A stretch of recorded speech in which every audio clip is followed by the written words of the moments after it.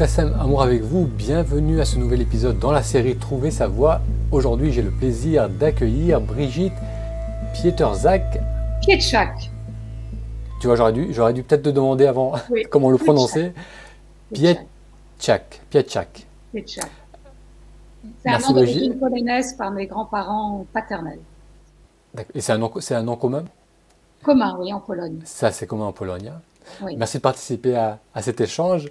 Donc, je te présente très, très brièvement. Tu es musicienne, tu es artiste plasticienne. À l'âge de 49 ans, ton chemin spirituel va te conduire en Mongolie auprès d'une chamane qui va te reconnaître comme chamane. Et c'est comme ça que tu vas commencer ton initiation. Tu as écrit plusieurs livres sur le chamanisme. L'un des derniers, et là tu viens de m'apprendre que tu en as encore un plus récent, mais un des derniers que tu as publié, que j'ai eu le plaisir de découvrir, c'est Voyages chamaniques et rencontres remarquables chez Mama Édition. Et celui Alors, qui va paraître, il paraîtra cet automne. Et ça sera Autobiographie d'une chamane française. D'accord, et donc ça sera pas de fiction, ça sera vraiment ton parcours, Voilà, tout à ton fait. parcours de vie. Oui. Et comme je te disais aussi en introduction, ce serait intéressant quand on oriente la discussion aujourd'hui autour de cette notion de confiance ou de foi dans la vie par rapport au parcours qu'on peut tous avoir, surtout lorsqu'on a un parcours qui est atypique, qui est non conventionnel. Et donc là, j'ai lu un peu ton parcours sur tes différentes biographies et tu as eu un tas de différentes vies. Comment tu pourrais nous donner un aperçu de ce parcours de vie? Ah ben moi, je dirais que je suis tombée dans le lien avec l'invisible quand j'étais petite. Donc moi, ça a toujours été une évidence. Donc on peut dire que jusqu'à 49 ans, donc j'ai fait certaines pratiques spirituelles, comme j'ai fait du zazen, j'ai été dans les groupes Gurdjieff, j'ai rencontré Charlotte Kalmis aussi qui m'a éclairée sur mon chemin spirituel. Et donc à 49 ans, à l'évocation du nom d'Enketuya, j'ai senti la force de l'appel et l'évidence que je devais la rejoindre pour être initiée par elle. D'accord, ça c'était à 49 ans et du coup c'était la première fois que tu allais en Mongolie? Alors c'était la première fois, je savais pas, donc j'avais un a priori par rapport au chamanisme parce que ça me semblait être une pratique assez folklorique. Mmh. Et mais j'y suis allée parce que justement tu parlais de confiance. Donc dans mon ressenti et dans mon cœur, ça m'était dit que c'était vraiment là que je devais rejoindre au nord de la Mongolie cette chamane Tsatan, Tsatan voulant dire appartenant à la tribu des derniers éleveurs de rennes, que j'avais quelque chose à y faire et à y apprendre. Et donc tu disais que comment c'était venu? C'est quelqu'un qui t'a parlé de cette personne ou comment Alors t'as en été... fait, j'ai eu son évocation sur un livre de Corinne Sombrin et aussi de Laetitia Merli, mais sa présence, j'allais dire, elle m'est venue à Enketuya de façon très subtile et très évidente, comme si quelque part il était évident qu'on avait des choses à faire ensemble. Et tu as eu une résistance malgré tout? Tu disais qu'il y avait... ou dès que tu as eu cet appel, la résistance elle s'est estompée. Disons que jusqu'à maintenant, je ne m'étais pas intéressée au chamanisme parce que, si tu veux, j'avais un peu des a priori par rapport au côté folklorique, je dirais, de la chose. Mais à l'évocation de la personne d'Enketuya, et une fois que j'ai été immergée vraiment dans l'expérience, tout ça est tombé et on parlait plus de tout ça. Oui, et c'est vrai que je pense que c'est quelque chose qui est... cette idée qu'on peut se faire du chamanisme, moi je partage cela avec toi, pendant longtemps je l'ai partagé aussi, non seulement c'est folklorique, mais ça peut sembler aussi assez intense comme expérience. J'avais vu le reportage de Yann Kounen, où il relate son expérience, et tu dis que c'est quelque chose qui peut te chambouler en profondeur, et ça touche la psyché, l'âme en profondeur, et donc c'est vrai qu'il se retrouver si en dehors de notre zone de confort, de notre monde habituel, il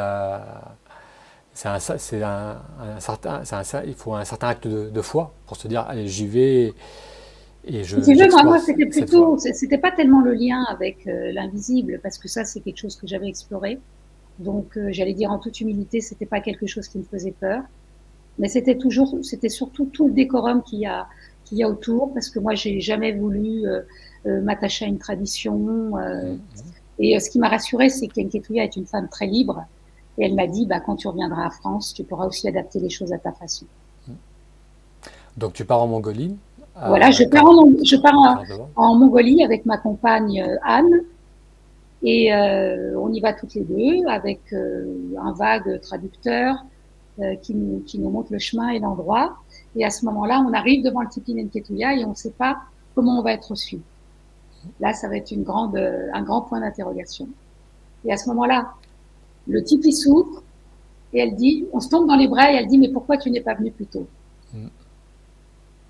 Voilà, ça commence comme ça. Oui. Ça commence fort et en Mongolie, après, tu n'as pas le temps je vais dire, tu n'as pas le temps de réfléchir. C'est vraiment une rencontre de cœur à cœur. À ce moment-là, elle commence à me faire fabriquer un costume, un tambour. Elle me met le tambour dans le main. Le lendemain, c'est une première cérémonie. Et à ce moment-là, on te met dans le cercle de cérémonie. Et c'est comme si on te disait, débrouille-toi avec les esprits. De toute façon, il y a une phrase consacrée qu'elle dit toujours, les esprits t'enseigneront. Et à ce moment-là, tu rentres directement en relation avec l'expérience. Donc ça a été oui, une immersion immédiate Dans les travaux et pratiques. dans les travaux pratiques. Voilà. Et c'est ce que tu cherchais en quelque sorte. Tu voulais pas nécessairement des rituels trop folkloriques, trop traditionnels, mais vraiment toucher l'expérience. C'est-à-dire, moi, si tu veux, a priori, moi, je voulais rien. C'était avant tout une rencontre très, très émotionnelle, quoi. Quand quelque chose vient te chercher vraiment dans tes tripes, au plus profond que toi, et que quelque part, tu sais que tu as une expérience à vivre. C'est un peu comme quand tu fais une rencontre amoureuse et que tu as l'évidence que cette personne, tu vas vivre un truc avec elle. Tu vois ce que je veux dire? Donc, on va dire que c'était le début d'une grande histoire d'amour. Oui. Et est-ce qu'elle vivait dans un cadre nomadique, c'est-à-dire qu'ils étaient dans les Nomadique, steppes? oui, c'est-à-dire on était près du lac Kouskol, qui est un lac du nord de la Mongolie, et avec différentes personnes autour d'elle, on va dire un camp, le camp d'Enketuya, et elle vivait dans un tipi. Elle vit dans un tipi, en tous les cas l'été, parce qu'elle Oui. a aussi l'hiver la possibilité soit d'avoir une petite datcha, soit aussi d'aller en capitale à Ulaanbaatar. Et tu disais, lorsque tu étais jeune, tu avais déjà ce lien avec le monde invisible. Ouais. Est-ce que tu as ressenti que qu'elle te donnait des outils pour y accéder d'une manière plus immédiate, plus profonde, Bah, si tu plus veux, pratique? Enketuya, elle dit pas grand-chose, c'est ça qui est intéressant. Mais de par sa présence, il y a une forme d'amplification du monde de l'invisible. Et à partir de là, si tu veux, ça c'est presque sans mots, elle t'ouvre le chemin pour justement accéder à quelque chose de plus large. Et ça, c'est une Et, expérience de l'ordre de l'indicible, je dirais. Mais à part ça, je reprends cette phrase, les esprits t'enseigneront. Après, c'est vraiment toi qui te retrouves dans ton voyage chamanique et qui commence à faire des rencontres avec des présences. Et après, à la fin, on va débriefer. Elle va me demander éventuellement ce que j'ai vu, etc. Et à partir de là, elle va approuver ou elle va ponctuer, mais très peu. En Mongolie, on se perd pas dans de grands discours et au contraire, ils nous niaisent parce qu'en fait, quand ils nous voient parler, Enketuya, elle va dire blablabla, blablabla. Tu vois, c'est absolument pas une approche mentale. Ça, il faut vraiment se déconditionner de l'enseignement tel qu'on peut le voir en Occident. donc tu disais qu'elle t'enseigne pas, mais est-ce que sa présence, par rapport à ton expérience seule, lorsque tu étais plus jeune, est-ce que ce contact avec les esprits était différent de celui que tu avais Alors, quand tu j'ai étais l'habitude seule? de dire que j'avais un lien, je dirais, médiumnique. Euh, pour moi, le médium, c'est quelqu'un de passif, si tu veux. Donc, il reçoit des informations, et de sorte, il est traversé. Et dans le chamanisme, si tu veux, c'est un lien médiumnique, mais c'est un lien actif, parce que tu actives à travers ce lien une possibilité de réparation. Si tu veux, il y a une espèce d'interactivité avec tes esprits où où tu apprends à les reconnaître et tu sais qui fait quoi et qui va pouvoir t'aider par rapport à une réparation. Et là, c'est toute la différence, parce que là, tu vois que le chaman, à travers donc ses présences et ses esprits, peut être agissant. Donc il y a cette notion d'intention. tu peux avoir une Alors, intention de guérir ou alors que toi, tu veux cet rien, échange hein. amène... Pardon? Je suis un peu radicale à chaque fois que tu me dis quelque chose, mais c'est important parce que c'est une façon de déconditionner toutes les images qu'on a par rapport aux choses. Disons, quelqu'un vient te voir toute la journée, des gens venaient me voir dans le tipi. Et là, c'est pareil, tu es face aux travaux pratiques. Tu as des gens qui vont venir te voir pour des problèmes de stérilité, tu as des gens qui vont venir te voir pour des problèmes de couple, pour des maladies, pour des vols, pour tout ce que tu veux. Tu vois. Et à partir de là, donc, j'étais à côté de la chamane, et puis elle me disait, qu'est-ce que tu vois, tu vois. Et à partir de là, petit à petit, bah, j'allais dire, cette légitimité, tu la sens, et tu commences vraiment à rentrer, je dirais, dans le vif du sujet. Dans le sens, dans l'échange avec les esprits. Dans l'essence avec les esprits, et puis par rapport, si tu veux, c'est une succession dans le tipi toute la journée de gens du matin au soir qui viennent, et qui sont en demande, et qui attendent de toi une réponse. Donc, souvent, les réponses, on les donnait dans le tipi, mais quand le problème était plus important ou plus grave, ou engager la famille, on proposait des cérémonies dans les jours qui suivaient. Et cette fois, des cérémonies au tambour. D'accord. Et quand Le tu dis, tambour, dans le tipi, n'avait rien d'obligatoire. d'accord. Et quand tu dis que tu donnes des réponses, c'est des images qui te viennent, ce sont plus, tu entends des paroles, quel est ton moyen d'accès? Alors, ça peut être de l'ordre du ressenti, ça peut être de l'ordre de la vision, ça peut être de l'ordre de la clairaudience. Moi, je fonctionne beaucoup par la clairaudience, mais aussi par la vision. Entre autres, c'est comme ça, par la clairaudience, que j'ai écrit un de mes ouvrages qui m'a été dicté, je veux dire, par mes esprits à lui, qui s'appelle Le Journal de l'invisible.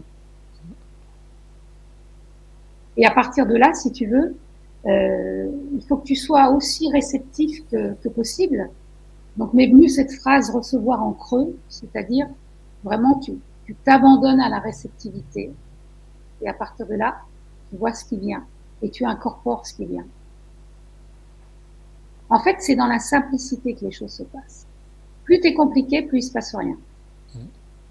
Surtout, si tu veux, il faut vraiment décharger son mental et arriver complètement à un autre mode de réceptivité et de perception. Et quel est le lien entre l'intuition Oui. et le fait d'accéder à ces esprits et à leurs enseignements ou à leurs conseils ou à leur support?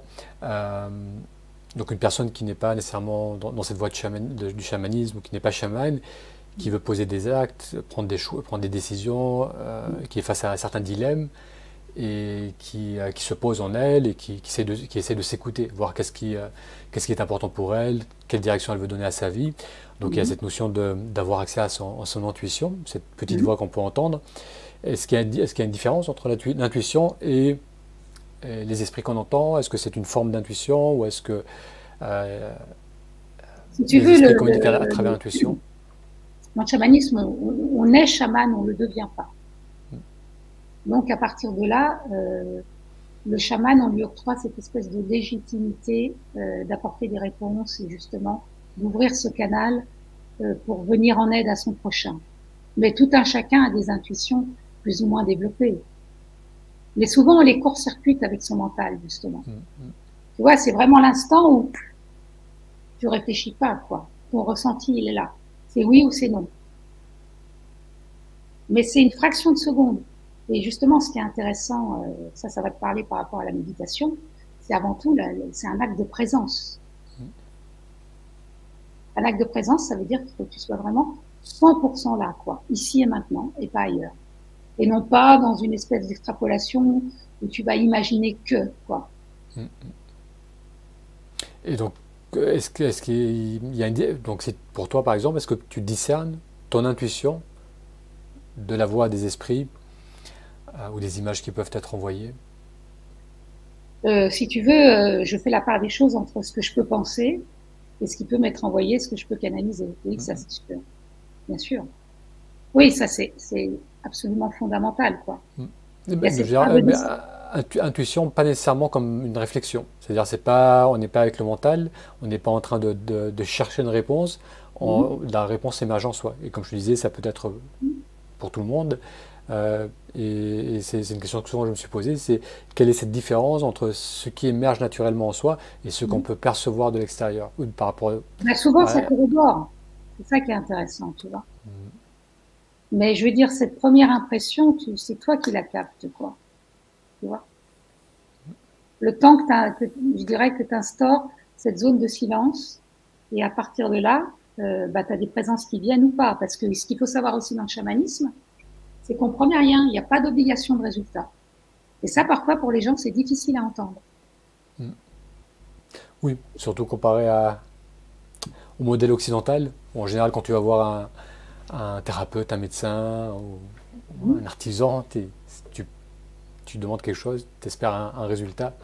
Et d'ailleurs, j'ai relevé une partie de ton livre où je pense que tu abordes cela. Alors, on va retrouver ça.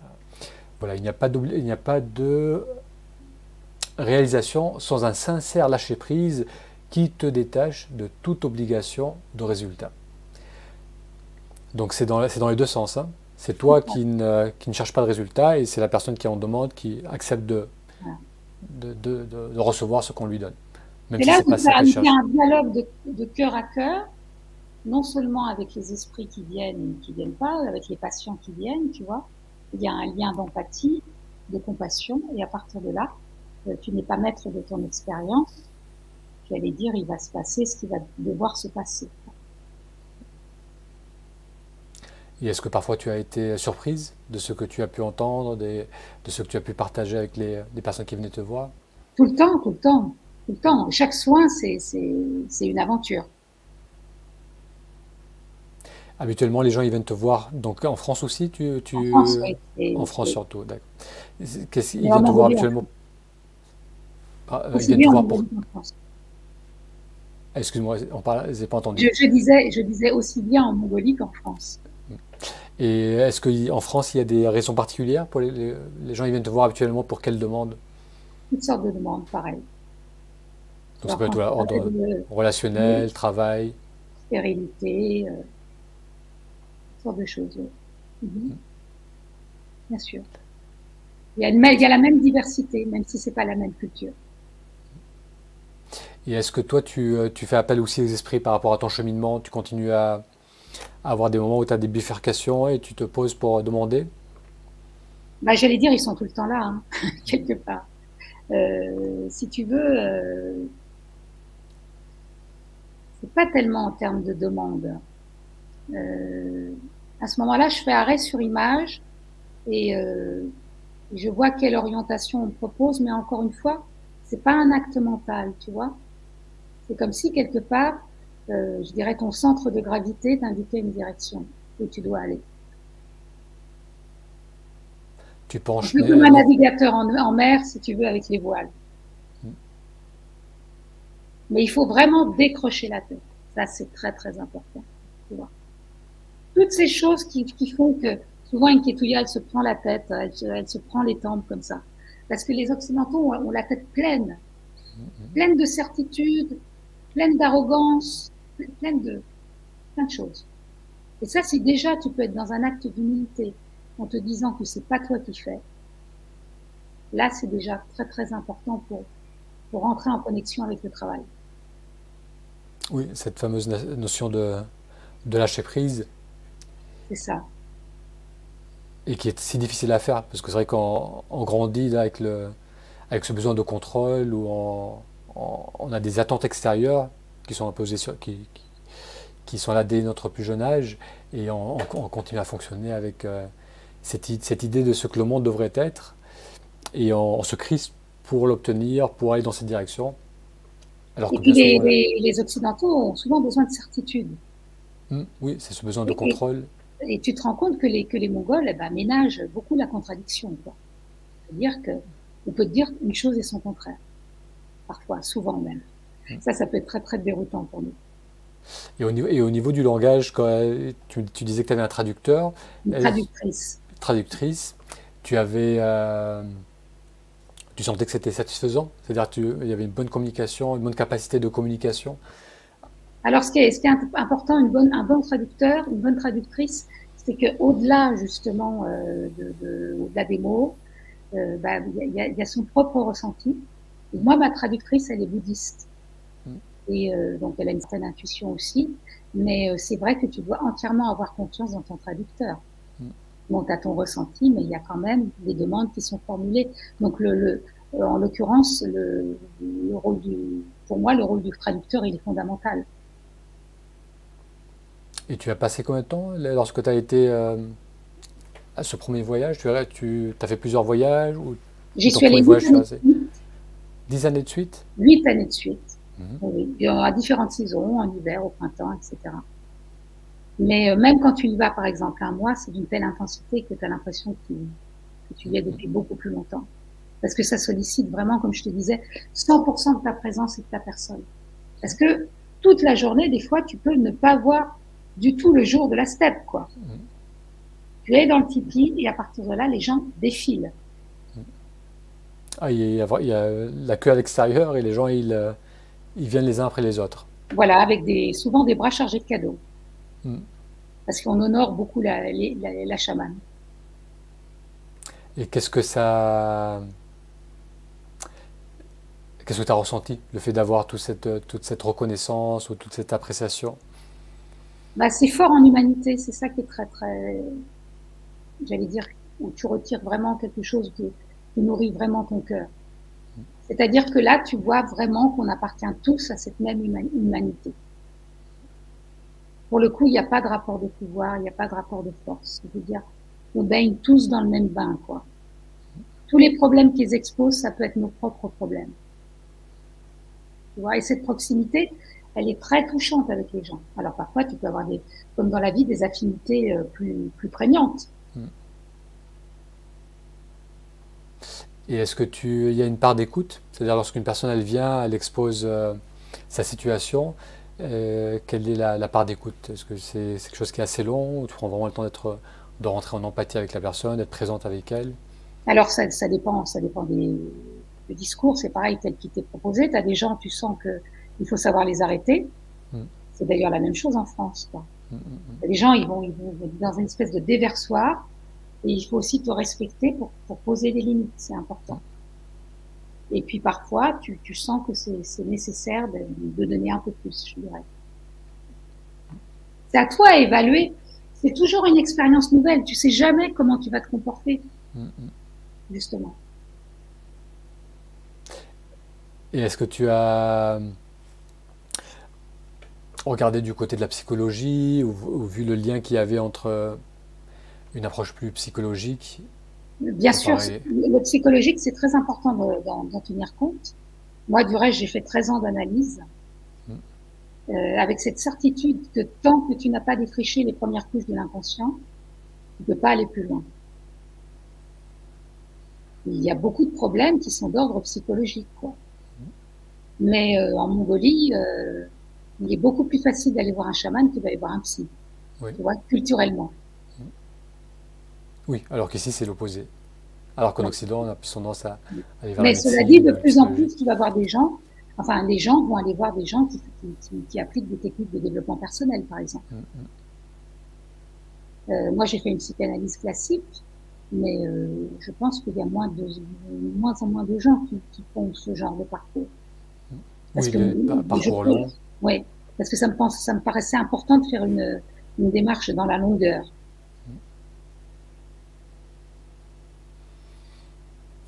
Alors, on va revenir sur les extraits que j'ai bien appréciés dans ton livre.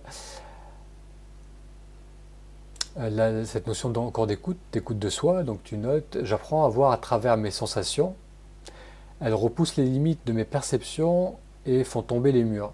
Elles m'indiquent par la joie ou la non-joie qu'elles me procurent vers qui ou quoi je dois me rapprocher ou au contraire m'éloigner. Mon ressenti est mon seul baromètre. Donc cette notion de faire confiance dans le ressenti du corps et dans le ressenti aussi de la joie. C'est ça. La joie, c'est vraiment le moteur. Lilou Massé m'a mis l'honneur dans mon livre de mettre un bandeau qui dit le chamanisme de la joie. Mais c'est vrai que pour moi, c'est essentiel, la joie. Ouais. Oui, c'est pouvoir déjà la reconnaître. La ressentir surtout. La ressentir. Et cette forme d'enthousiasme, elle te porte, quoi. Tu vois.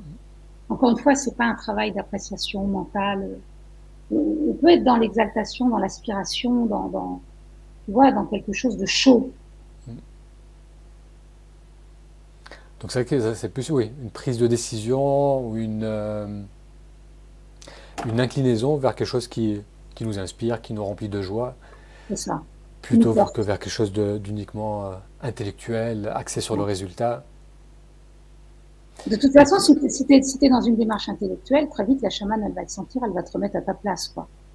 Tu vois. T'as des gens qui sont tout mignons, quoi. Ils arrivent dans le tipi, ils ont leur petit book et MacBook, et puis ils ont leur petit carnet, et puis ils vont vouloir commencer à noter. Et c'est pas du tout l'approche. C'est pas comme ça qu'on fait. ils vont vouloir comprendre. Ils vont vouloir comprendre. Le but, c'est pas de comprendre. Le but, c'est d'être relié. Donc, c'est complètement autre chose. Et à partir de Et, là, se laisser incorporer par les présences qui vont venir à toi et qui vont te faire un certain type d'expérience, qui vont te permettre d'être un intermédiaire par rapport aux gens qui vont venir te voir. et ce que tu apportes, ce sont des déclics, des lâcher-prises. Qu'est-ce qui, ça parle à l'inconscient, ça parle au conscient. Comment ça fonctionne? Comment ça va sortir une personne de son blocage, de ses peurs, de ses maladies parfois. Alors, moi, je vois vraiment ça comme des nœuds. Et il y a quelqu'un qui a dit une phrase auquel je me réfère, que j'aime beaucoup, qui dit que les chamans sont les maîtres du désordre. Si tu veux, face à cette complexité, à tous ces nœuds que tu vois, à un moment, on t'octroie la possibilité de dénouer certaines choses avec l'aide des esprits alliés. Et à partir de là, je dirais, moi, je le compare vraiment à un acte d'amour. Toi qui t'appelles amour, Oui, c'est magnifique. oui j'ai la chance de venir d'un pays où le nom de famille veut dire amour. Donc, C'est quel pays? la Syrie, Oui, c'est magnifique. Le Liban. Mm. Et oui, cet acte d'amour, c'est l'amour c'est la bienveillance des esprits, c'est l'amour de la chamane, c'est l'amour des personnes qui viennent te voir. Ben, si tu veux, à ce moment-là, il y a une espèce de reconnexion à l'amour universel et inconditionnel, tu vois. Et c'est ça qui est beau, quoi, quand tu arrives à toucher à ça, dans une espèce de réconciliation, je dirais. Bon, c'est pas tout le Et temps, hein. ça fonctionne. Oui. Parfois, il y a tellement de couches que ça ne doit pas être Voilà. immédiatement accessible. C'est normal qu'on rencontre des résistances parfois, hein. Oui, c'est peut-être un besoin de se protéger, une crispation, comme tu as dit tout à l'heure, l'occidental qui a besoin de contrôler. C'est ça. Et d'ailleurs, tu évoques aussi cette notion de faire, d'en faire toujours beaucoup, d'être dans ça aussi, cette Bah, c'est-à-dire que citation. l'occidental, il va toujours mettre en avant sa volonté. Mm. Et aussi sa volonté de puissance, sa volonté à faire, sa volonté à... Oui, cette Et notion là, d'être toujours occupé. c'est ça. Et là, on t'apprend, si tu veux, à lâcher prise et à incorporer, donc, certes de la force, certes de la conscience, mais vraiment en humilité et en lâcher prise, je dirais. C'est pas toi qui fais. Si tu penses que c'est toi qui fais, t'as rien compris au chamanisme. Et ça, c'est pour toi, en tant que chaman, mais c'est aussi pour les personnes qui viennent te voir, cette prise de conscience. C'est ça. Mais c'est beaucoup plus évident pour les Mongols que pour les Occidentaux. Parfois, quand t'as un Occidental à qui tu fais un soin, vient te voir, c'est important que tu fasses la différence entre pouvoir et reliance. Tu vois? Donc la reliance, c'est lorsqu'il y a cette notion de que c'est pas moi qui fais, c'est pas l'ego qui est en train d'agir, mais je suis Ben, un si lien. tu veux, il y a une espèce de chaîne invisible qui va permettre quelque part de résoudre ton problème. Tu vois? C'est un travail collectif. Ah, C'est c'est pas marrant, un travail personnel. ça me fait un peu penser à l'enseignement de la non-dualité, de l'Advaita, Mhm. euh, où il y a cette notion qu'il n'y a pas vraiment de libre arbitre, dans le sens que Si on est vraiment attentif à l'expérience, si on est vraiment présent à l'expérience, on réalise que ce soit les pensées, que ce soit les actes, c'est bien souvent quelque chose qui émerge en soi et, euh, et on est le témoin de cette émergence plutôt que l'agissant.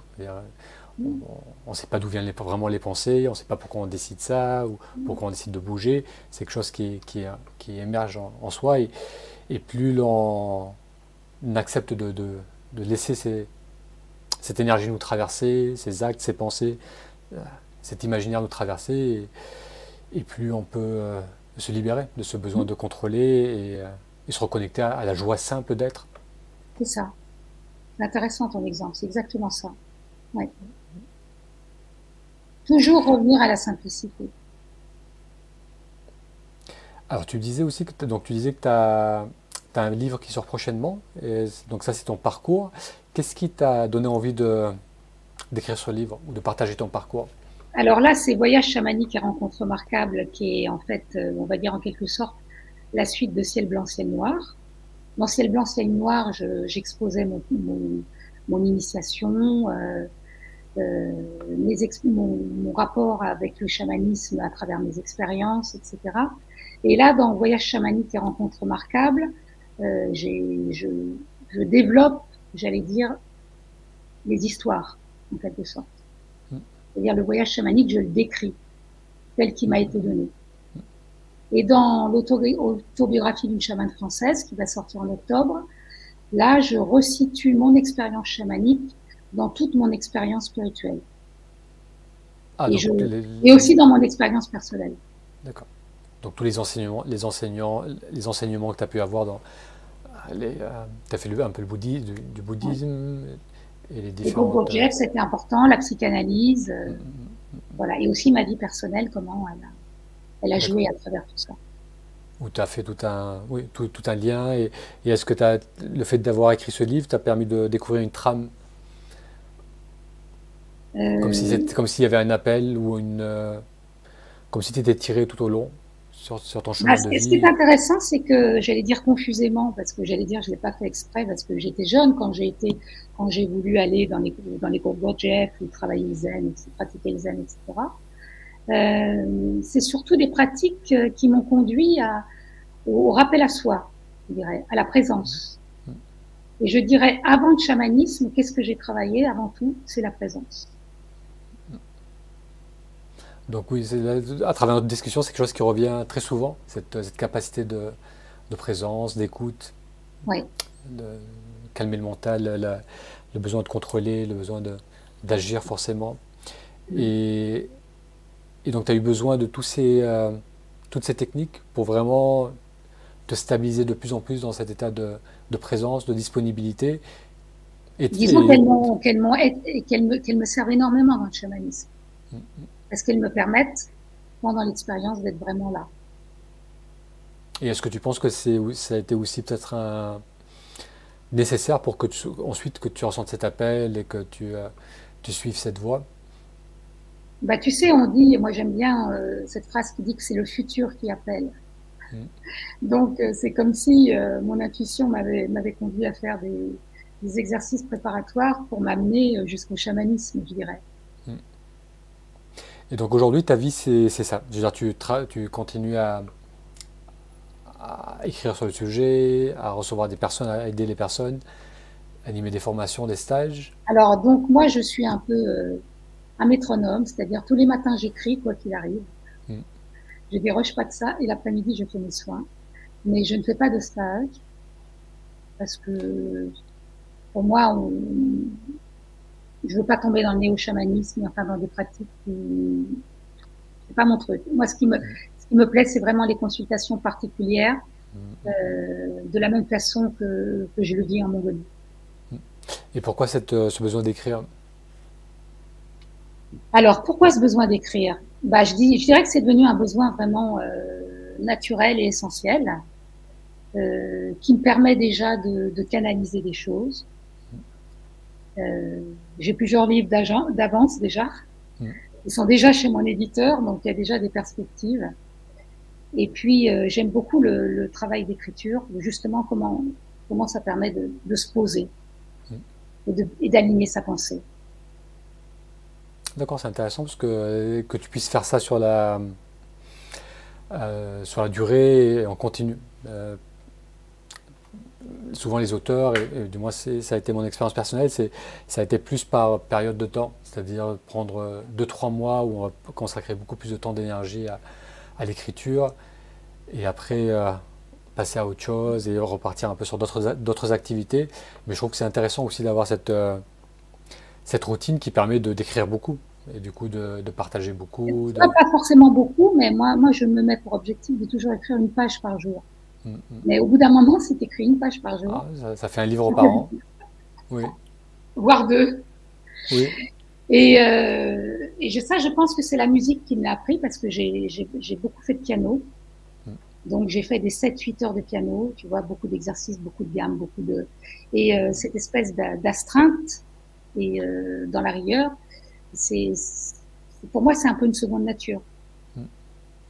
Et parfois, ça peut amener un sentiment de liberté aussi. La rigueur, l'astreinte, tu sens que tu peux t'autoriser à être pleinement là, parce que c'est un moment pour ça, et te nourrir de l'expérience du présent et de la créativité. Et Parce que donc, c'est justement un acte pour moi méditatif de me mettre devant mon ordinateur et de commencer ma page, tu vois. Et aussi, toi, ça va te parler, toi qui est chiropracteur, mais aussi de trouver ma position, tu vois.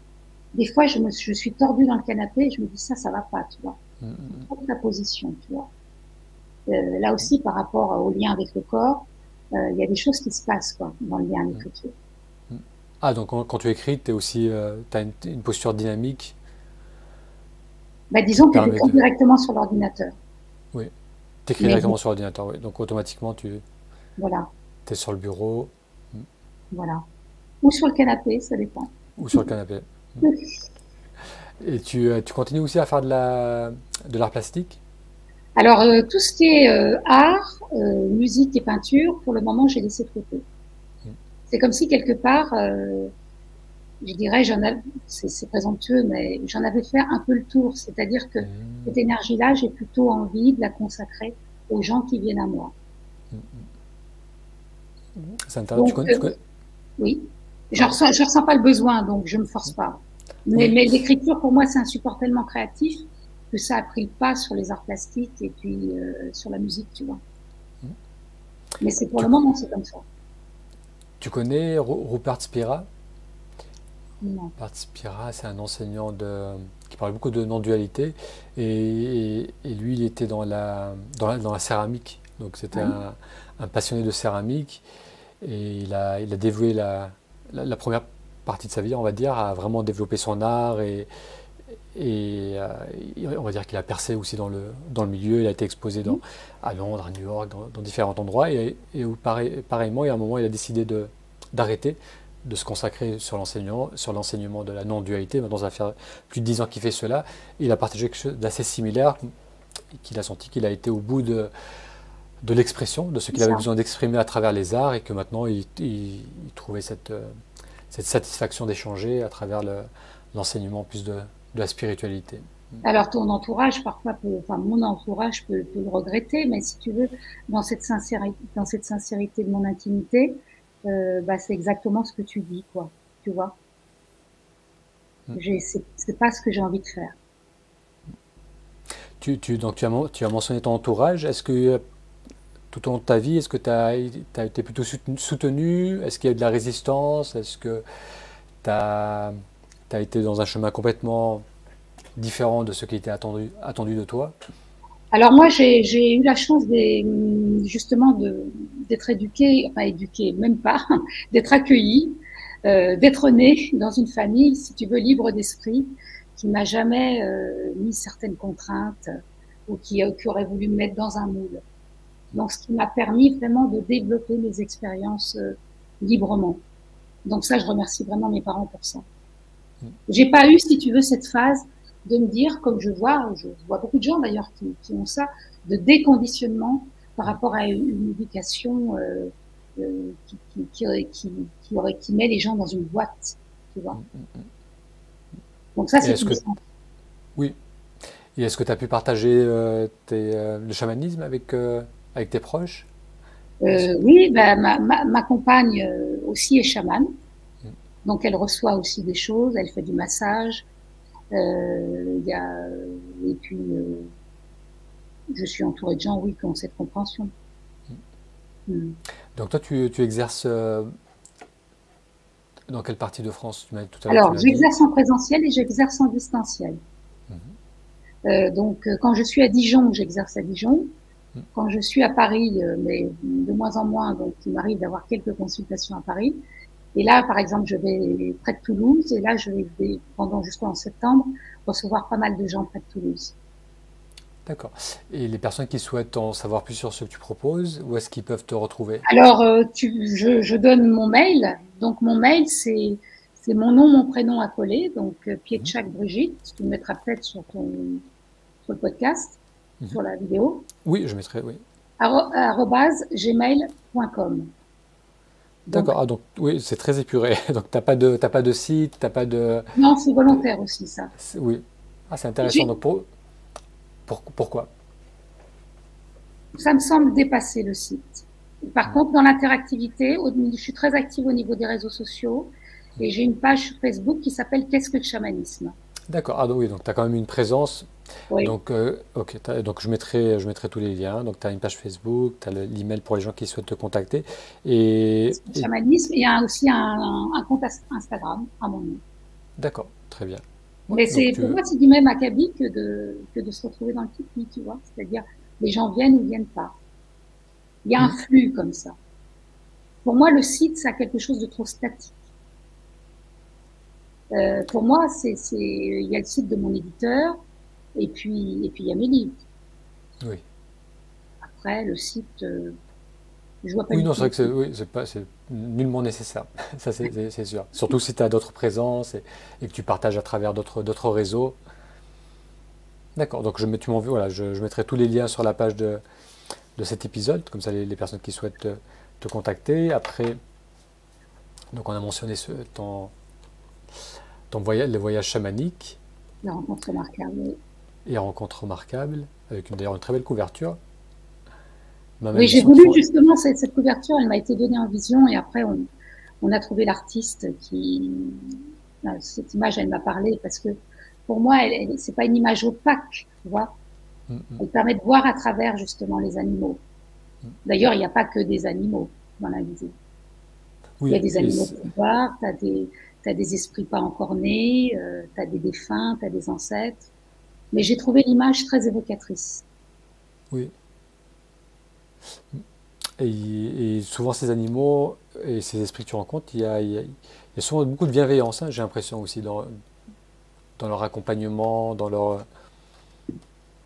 Bah, j'aime bien justement ce moment de reconnaissance mutuelle, si tu veux. C'est-à-dire que je dirais, ils apprennent à te connaître et toi tu apprends aussi à les connaître. Donc il y a une mise en relation qui fait que on travaille ensemble. Très bien. Voilà. Merci Brigitte d'avoir Et toi, passé un petit moment avec nous. Donc je te souhaite de continuer à prendre du plaisir et de la joie dans tout ce que tu fais. Et encore une fois, je mettrai tous les liens sous l'épisode de cette vidéo. Donc un grand merci à vous tous d'avoir suivi cet épisode du podcast et je vous dis à très bientôt et à très bientôt Brigitte. merci.